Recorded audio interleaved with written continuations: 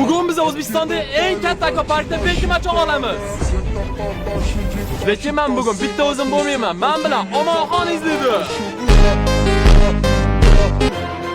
Va Kamol Qo'qorov. Yes sir. Endi biza ishtirokchilarni ko'rsatamiz.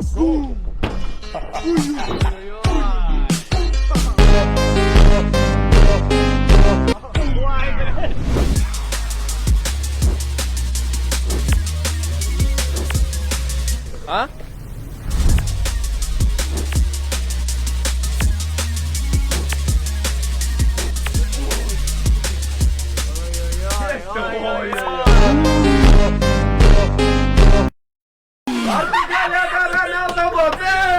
Ben size bekinishga 20 beraman. Let's go!